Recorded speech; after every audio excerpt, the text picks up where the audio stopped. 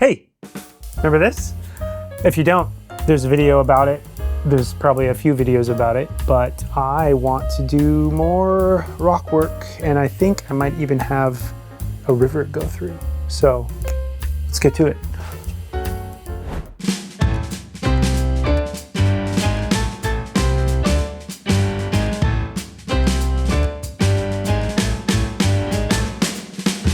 So this whole thing over here is part of the Brickland Nature Preserve, which is part of Brickland, the big 40 square foot city that I have here in my basement.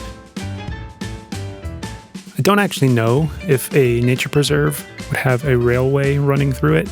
Not sure if it would still qualify and not just be like a park, but it's what I called it. So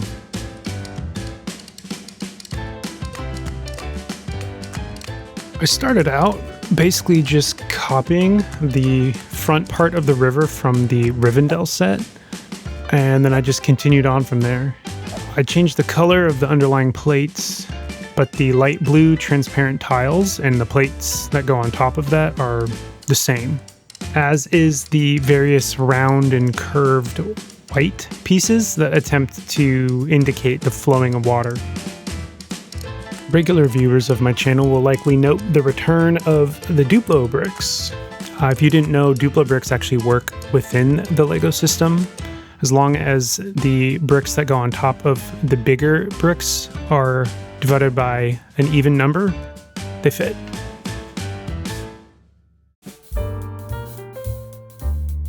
One thing I need to get better at when it comes to some of these larger projects is scaffolding or outlining the shapes before I get into the details. I too quickly get into all the little pieces, and it just takes way longer than I think it would if I used a bunch of Duplo bricks to get up to about the height that I knew I wanted. Some people use Technic scaffolding, when they use a lot of pins and stuff. It makes a really sturdy structure for the inside, kind of like a skeleton. So the main waterfall itself was pretty tricky, as you probably would expect. I tried some stuff here with the half plate difference of those brackets, and that makes it so I can fit things up flush against it.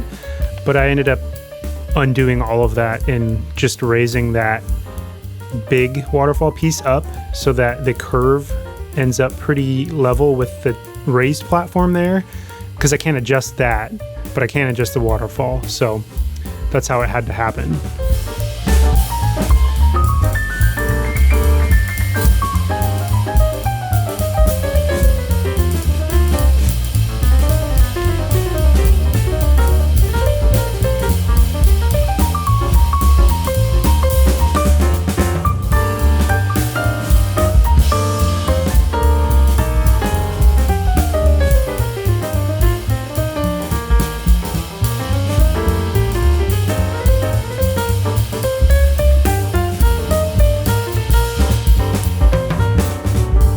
Initially, the backside of this cliff section next to the waterfall was just going to be a straight line that was flush with the end of the table, sort of like a slice of a mountain.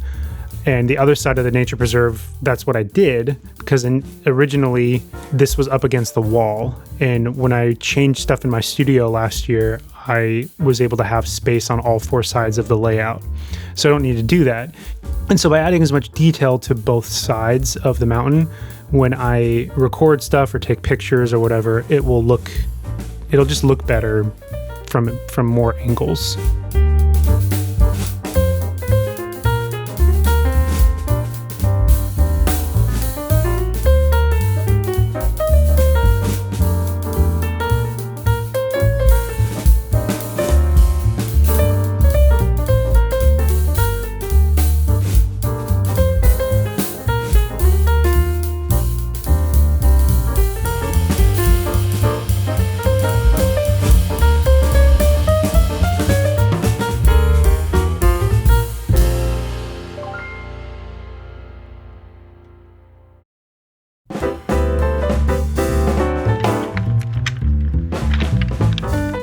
Overall, the waterfall was a lot of just trial and error.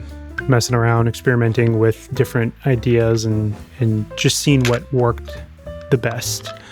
Like I said before, I took a lot of inspiration from the Rivendell set. I really liked the water techniques there.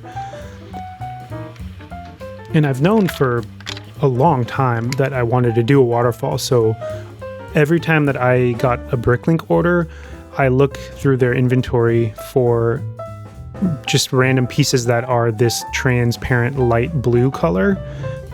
That way I'd have a large variety of different water shapes that I could try out and see what looked the best with the layout. I really like what I ended up with, and I only kept the footage that was directly related to this particular piece, that huge curved piece. I tried a bunch of other things. It was way too much footage to keep it all, so I just skipped all that.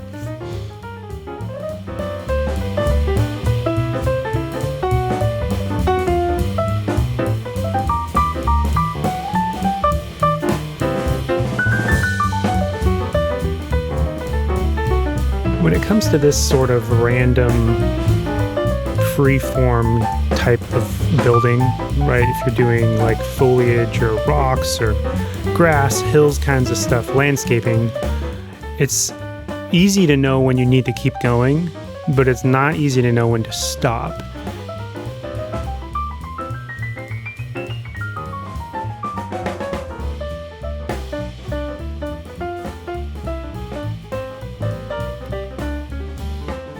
When I built the raised platform that's made out of a piece of plywood and table legs, I was really particular with getting the height right so that it would, be divisible by a brick height so that it would clip onto the base plate that's on top.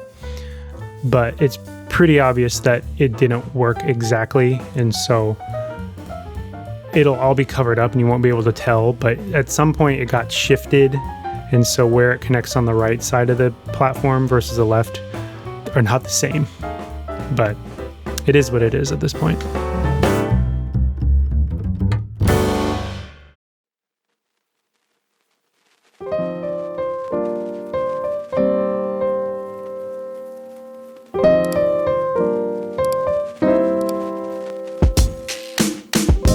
Okay, so as of this voiceover, as I'm recording this voiceover, I am less than 100 subs away from hitting 8,000.